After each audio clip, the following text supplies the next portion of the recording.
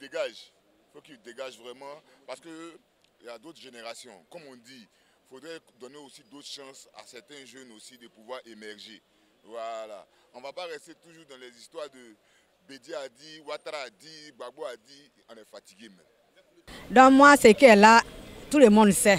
Quand il y a toujours les histoires, ça ne va pas dans le pays. Les trois ont dirigé, ils ont pris leur temps. Donc on a vu. Alors là, on veut qu'ils se reposent et puis les nouvelles têtes vont venir. Ils soient à côté des nouvelles têtes là pour les guider. Que la paix soit en Côte d'Ivoire, que ces trois leaders là puissent s'entendre pour que la jeunesse puisse avancer, c'est tout ce que je vois. Et on a besoin de sages. Et moi, le fait de peut-être pas quitter, mais associer un peu plus de jeunes pour les aider quand même. Mais parce qu'ils ont de l'expérience, ils sauront mieux gérer que quelqu'un qui commence. Donc, Gbagbo n'a rien à prouver. Bédié, Alassane n'ont pratiquement rien à prouver. Ils ont déjà montré de quoi ils sont capables. Donc je pense que s'ils laissent la place aussi à la jeunesse, c'est aussi bonne chose. Nos trois leaders sont vieillissants. Elles sont vieillissantes. C'est vrai. Certains diront qu'ils quittent la scène. Mais c'est vrai, on ne peut pas donner quand même un pays à un jeune qui n'est pas outillé, qui n'ont pas vraiment la tête sur les épaules, qui n'a pas les expériences pour diriger un État. Parce que la Côte d'Ivoire, c'est un État. Ce n'est pas un campement. Ce n'est pas une région, ou bien une ville, ou bien un quartier. C'est quand même une nation. Voilà, donc on doit vraiment donner quand même ce pays à vraiment certaines personnes qui ont vraiment l'audace, qui ont la carrure, bien sûr, qui ont la carrure pour pouvoir diriger ce pays, cette patrie.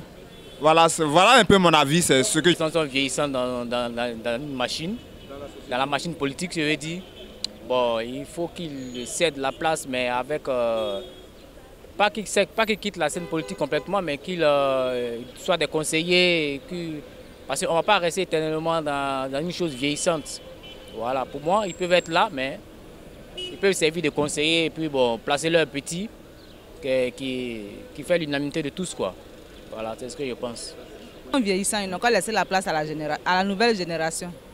Parce que depuis des décennies, c'est toujours les mêmes. Aujourd'hui, c'est l'autre, après, c'est l'autre. Donc, vraiment, ils n'ont qu'à laisser la place à la nouvelle génération. Voilà. Et puis, c'est toujours, je suppose que toujours à cause des deux, les trois, là, nous sommes toujours en train de nous frapper. Donc, s'ils s'en vont là, peut-être avec la nouvelle génération, ça va aller. Moi, de l'âge, on oublie beaucoup de choses. Aujourd'hui, la Côte d'Ivoire, on a besoin de la jeunesse. Pourquoi la jeunesse? Ce n'est pas la guerre. Bédié, Alassane et Gbagbo, ce sont nos parents aussi. Ce sont enfants de quelqu'un aussi. Ce sont aussi parents de quelqu'un. Les Ivoiriens, on n'est pas fatigués de la guerre ou pas. On a besoin d'une certaine liberté, que la jeunesse prenne le pouvoir en main pour une continuité durable. Parce que quand le pouvoir est dans la main des doyens, ce sont tous nos papas. Bonne nuit. La Côte d'Ivoire, c'est un pays d'union et de partage. Donc la xénophobie, la politique nous amène à beaucoup de choses au fait. L'homme qui vient du nord, du centre, de l'ouest, c'est le même Ivoirien. Un guerrier peut se marier à un baoulé. Un djoula peut se marier à un bété. Un djoula peut se marier à un guerrier. Un guerrier peut se marier à un baoulé. Donc là, c'est tout ça qui fait la Côte d'Ivoire. Voilà. Donc, en conclusion, je souhaite que rien que la paix.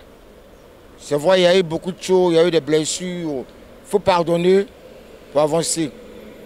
Et si on ne pardonne pas, les générations futures vont avoir des problèmes, des rancœurs.